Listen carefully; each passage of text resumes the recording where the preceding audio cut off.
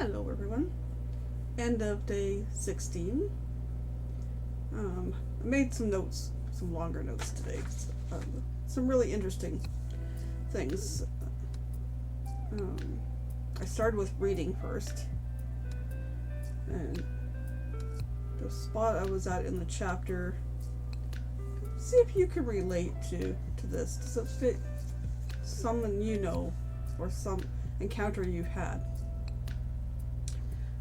The author talks about self-esteem and says sometime in the 1960s, developing high self-esteem, having positive thoughts and feelings became all the rage in psychology. As a result, in the 70s, self-esteem practice became the thing with parents and teachers and therapists alike. To make kids feel better about themselves, with all the participation awards and the bogus trophies, just to make them feel special. And other things, too. We're not all that exceptional. True character comes through hard work, adversity, failure, just to help develop strong-minded, successful adults. And I'm not saying everybody, no, this applies to everybody, but that there are core groups, and you'll recognize them. Some people with high esteem and high self-worth are the ones that become entitled. They won't work.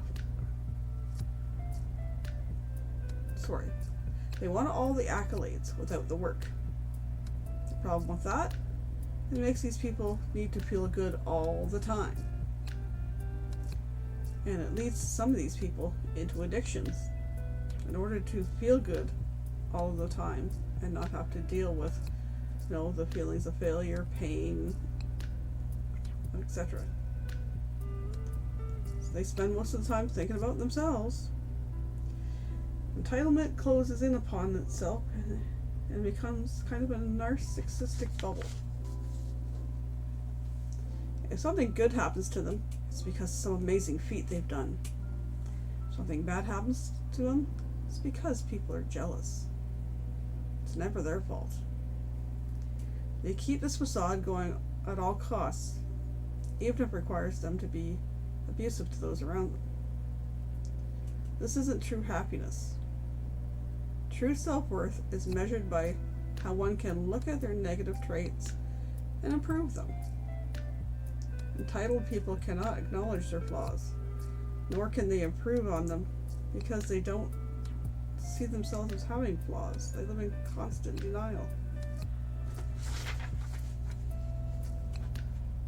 I stopped partway through the chapter because it was a long chapter, but that's the first part. I'll continue on the next part tomorrow.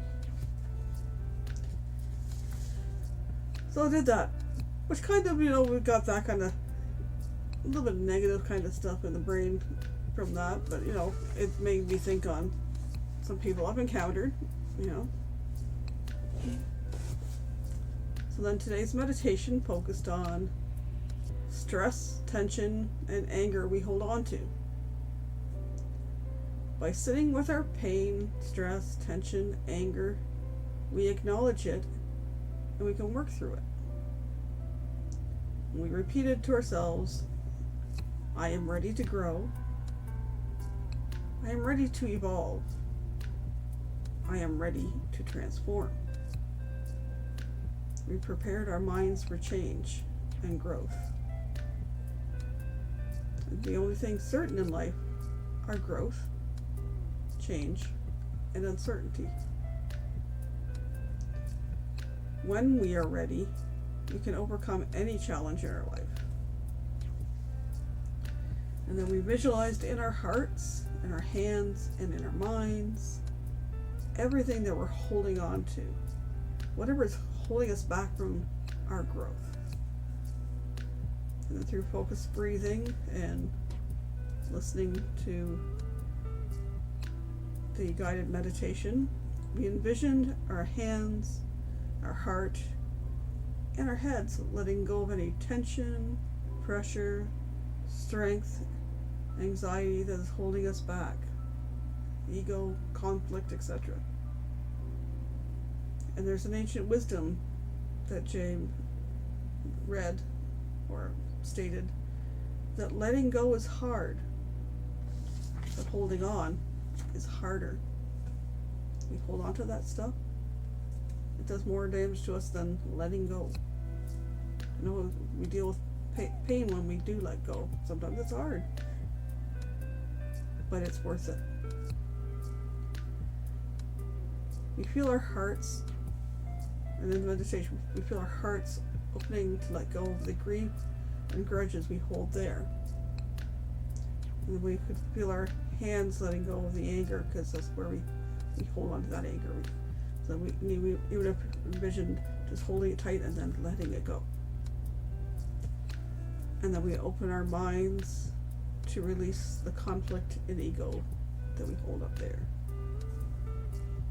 And then we were just kept repeating the mantra, I choose to let go. I choose to let go. And we just visualized ourselves becoming lighter and freer because we're letting go of all that crap. And visualized that we are more powerful than before. We have more power when we let go than when we hold on to it. Holding on to it gives it power over us. When we can let it go, it gives us the power.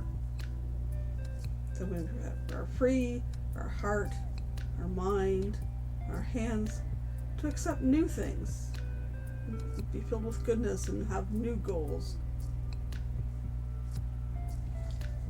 And it sounds like a lot, but I highly recommend taking 15-20 minutes, give or take, in your day to meditate and focus on yourself, whichever type of meditation you choose. I've been following Jay Shetty from back in 2020. He did 2 20-day sections of guided meditation, and I've just gone back and that's what I've been doing. But you know, he may not be your thing. Find one that's right for you. But just take that time for yourself and you know, see how it helps you just to focus on yourself and letting go. You know, it's not just letting go of that stuff. It's, you know,